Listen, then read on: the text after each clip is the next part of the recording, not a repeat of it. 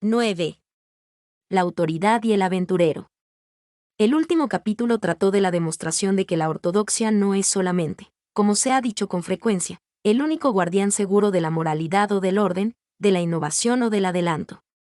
Si deseamos abatir a los prósperos opresores, no podemos hacerlo con la nueva doctrina del perfeccionamiento humano, podemos hacerlo con la vieja doctrina del pecado original.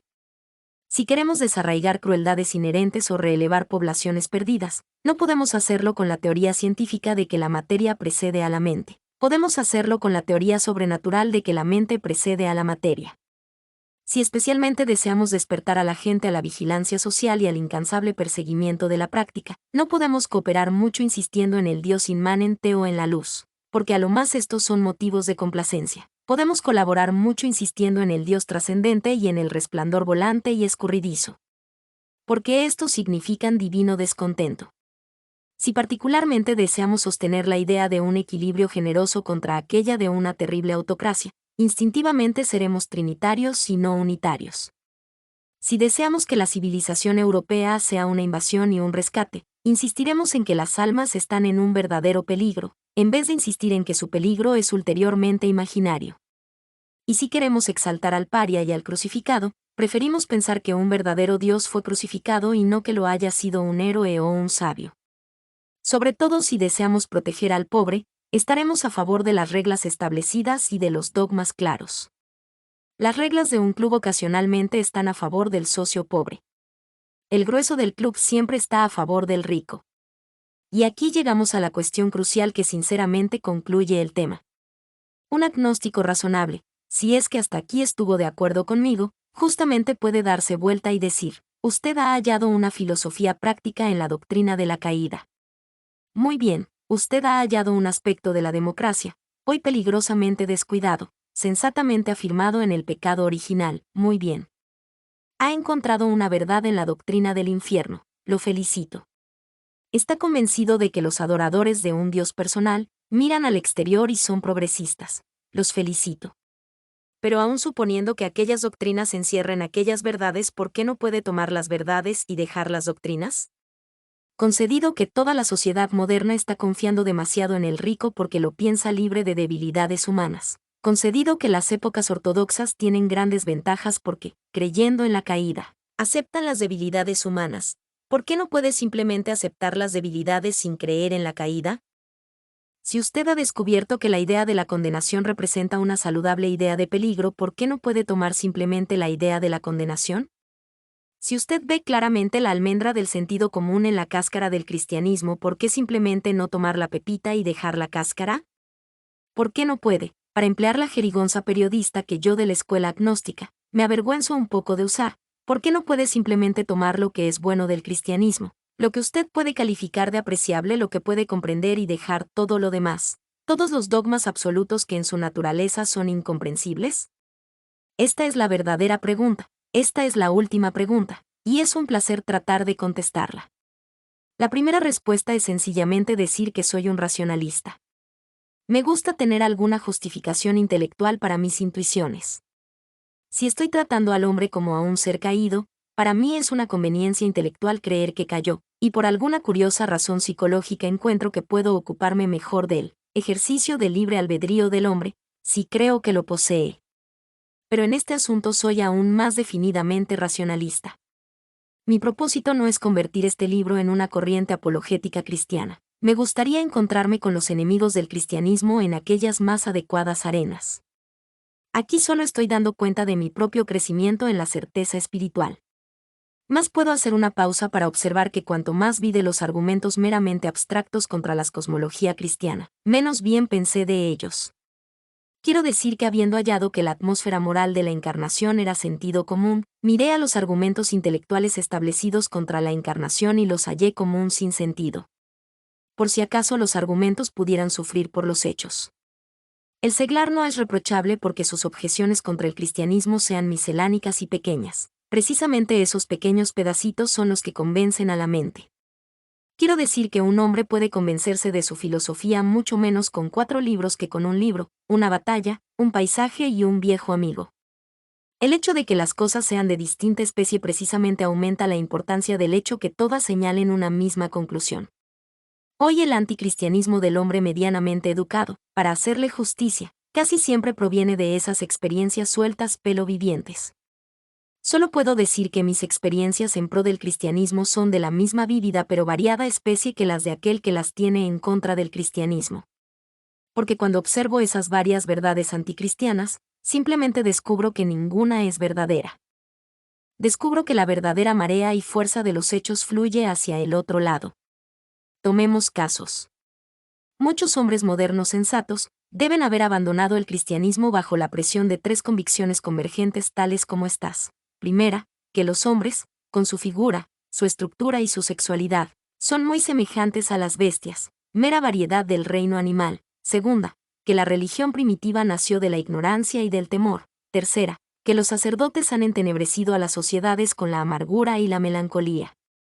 Esos 3 argumentos anticristianos son muy diferentes, pero todos son muy lógicos y legítimos, y todos convergen. La única objeción que se les puede hacer es que, descubrí, no son verdad. Si usted deja de leer libros sobre bestias y empieza a mirar a los hombres y a las bestias, si usted tiene algún humorismo o imaginación, algún sentido de lo frenético, o de la farsa, observará que lo sorprendente no es lo semejante del hombre y la bestia sino lo diferente que son. La monstruosa escala de su divergencia requiere una explicación. El hombre y el bruto, en un sentido, son semejantes, es una verdad indudable, pero la sorpresa y el enigma es que siendo tan semejantes puedan ser tan locamente distintos. Que un mono tenga manos, para el filósofo es mucho menos interesante que el hecho de que teniendo manos no hace con ellas aproximadamente nada, no juega con los nudillos ni toca el violín, no esculpe mármol ni trincha corderos. La gente habla de arquitectura barbárica y de arte corrompido. Pero los elefantes no pueden edificar templos de marfil ni en estilo rococó, los camellos no pintan ni malos cuadros, a pesar de que están provistos de material para muchos pinceles de pelo de camello. Ciertos soñadores modernos dicen que las hormigas y las abejas tienen una sociedad superior a la nuestra. Por cierto, tienen una civilización, pero esa verdad misma solo nos recuerda que es una civilización inferior. ¿Quién encontró jamás un hormiguero decorado con estatuas de hormigas famosas? ¿Quién ha visto un panal con las imágenes esculpidas de bellas reinas del pasado? No, el abismo entre el hombre y otras criaturas podrá tener una explicación natural, pero es un abismo. Hablamos de animales salvajes, pero el único animal salvaje es el hombre. El hombre es el que se ha evadido. Todos los otros animales son animales mansos, continuando la tosca respetabilidad de la tribu o del tipo. Todos los otros animales son animales domésticos. Solo el hombre sigue siempre indomable, tanto si es un perdido como si es un monje. Así, esta primera razón superficial del materialismo si es algo, será contradictoria. Donde concluye la biología es exactamente donde comienza toda la religión. Y lo mismo sería si examinara el segundo o el tercero de los argumentos racionalistas. El argumento que dice que todo lo que llamamos divino comienza en la oscuridad y en el terror.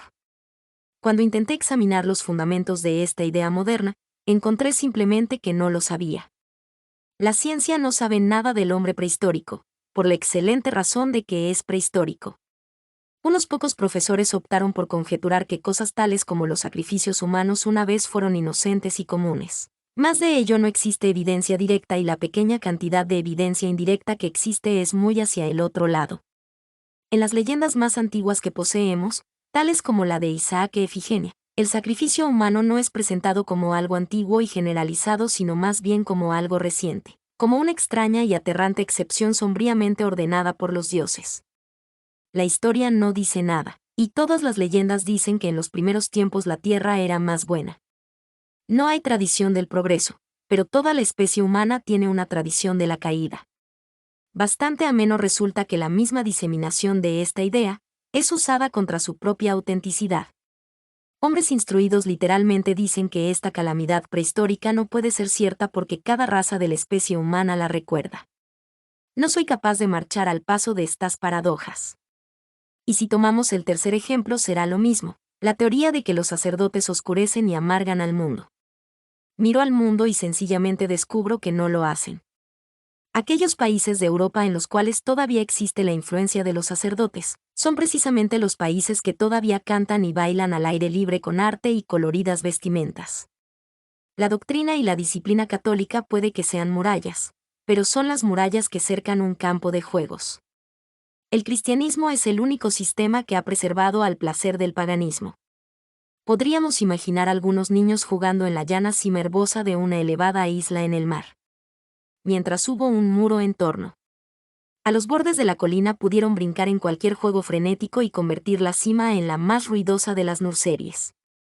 Pero los muros fueron abatidos y quedó al desnudo el peligro del precipicio. No cayeron en él los niños, pero cuando volvieron sus amigos los hallaron confundidos de terror en el centro de la isla, y sus cantos habían cesado. Así, estos hechos de la experiencia, hechos tales que pueden producir un agnóstico, se invierten completamente desde este punto de vista. Y sigo diciendo. Denme una explicación, primero de la tremenda excentricidad del hombre entre los brutos, segundo, de la amplia tradición humana de una antigua felicidad, tercero, de la perpetuación de tal alegría pagana en los países de la Iglesia Católica. De todos modos, una explicación abarcaría las tres: la teoría de que el orden natural fue 2 veces interrumpido por una explosión o revelación, tal como la que la gente llama psiquis. Una vez, el cielo vino a la tierra en forma de un poder o sello llamado imagen de Dios, por el cual el hombre tomó el mando de la naturaleza, y otra vez, cuando los hombres de todos los imperios lo estaban ansiando, el cielo vino a la tierra en la terrible figura de un hombre, para salvar a la humanidad. Esto explicaría por qué el grueso de los hombres siempre mira hacia atrás, y por qué el único rincón donde los hombres miran hacia adelante es el pequeño continente en el cual Cristo tiene su iglesia. Sé que me dirán que Japón se ha hecho progresivo. Pero ¿cómo podría ser esa una respuesta si decir que Japón se ha hecho progresivo quiere decir en realidad que Japón se ha europeizado? Pero aquí no deseo tanto insistir en mi observación primera. Estoy de acuerdo con el común incrédulo de la calle, en ser guiado por 3 o 4 hechos extraños que indican todos una cosa, solo que, cuando vine a considerar esos hechos, encontré que indicaban otra cosa. He dado un trío imaginado de argumentos contra el cristianismo, y si aún son una base estrecha en la premura del momento daré otro. Esta es la clase de argumentos que combinados crean la impresión de que el cristianismo es algo débil y enfermizo. Primero, por ejemplo, que Jesús era una criatura dulce, tipo oveja, antimundana, una mera e ineficaz apelación al mundo. Segundo, que el cristianismo surgió y floreció en las tenebrosas épocas de la ignorancia y que la Iglesia nos volvería a ellas. Tercero, que las personas que todavía son profundamente religiosas o, si lo quieren así, supersticiosas, personas como los irlandeses, son débiles, poco prácticas y atrasadas respecto a la época. Menciono estas ideas solamente para afirmar lo mismo que antes, que cuando las consideré, independientemente hallé, no que las conclusiones eran antifilosóficas, sino simplemente que los hechos no eran hechos. En vez de mirar libros y cuadros sobre el Nuevo Testamento, miré al Nuevo Testamento. Allí, no encontré el comentario ni remotamente de una persona con cabellos partidos al medio o las manos unidas en actitud de súplica, sino de un ser extraordinario con labios de trueno y recias decisiones, derribando mesas, arrojando demonios y pasando con la discreción del viento, de la soledad de la montaña al ejercicio de una terrible demagogia, de un ser que frecuentemente obró como un dios airado y siempre como un dios. Cristo tuvo hasta un estilo literario propio, que creo imposible hallar en otra parte. Consiste en un casi furioso empleo de la fortiori. Sus cuanto más se apilan como un castillo sobre otro entre las nubes.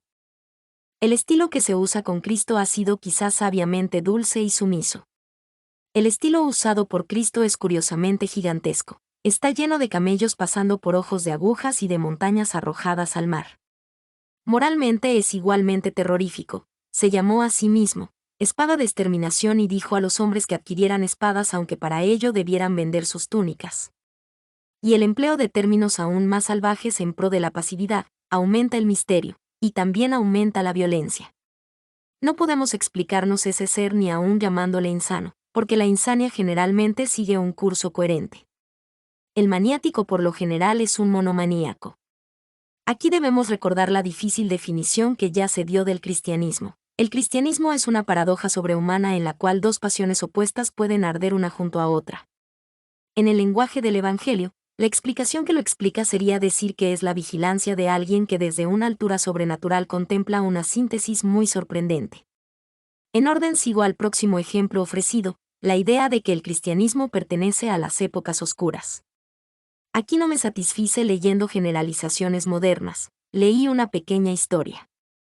Y en la historia hallé que el cristianismo, lejos de pertenecer a las épocas oscuras, era el único sendero que cruzaba las épocas oscuras sin el ser oscuro. Era un puente resplandeciente uniendo dos resplandecientes civilizaciones. Si alguno dice que la fe surgió en la ignorancia y el salvajismo, la respuesta sería simple: no hay tal. Surgió en la civilización mediterránea en pleno estío del Imperio Romano. El mundo era un hervidero de escépticos y el panteísmo más evidente que el sol, cuando Constantino clavó la cruz en el mástil. Es perfectamente cierto que luego se hundió el barco, pero aún es más extraordinario el hecho de que el barco saliera a flote otra vez. Esa es la obra extraordinaria de la religión: convirtió al barco zozobrante en submarino. El arca vivió bajo la carga de las aguas. Después de ser sepultados bajo los escombros de las dinastías y de los clanes, surgimos nuevamente y somos un recuerdo de Roma. Si nuestra fe hubiera sido una mera fruslería del imperio decadente, en el crepúsculo la fruslería habría continuado a la fruslería, y si la civilización resurgía alguna vez, muchas no resurgieron nunca, habría sido bajo alguna nueva bandera barbárica. Pero la Iglesia cristiana fue la vida final de la sociedad antigua y también los principios de la vida de la sociedad nueva. Tomó a las gentes que estaban olvidando cómo construir el arca y les enseñó a inventar el arca gótica. En una palabra, lo más absurdo que podría decirse de la Iglesia es lo que hemos oído decir de ella. ¿Cómo podemos decir que la Iglesia desea volvernos a las épocas oscuras? La Iglesia fue lo único que una vez logró sacarnos de ellas.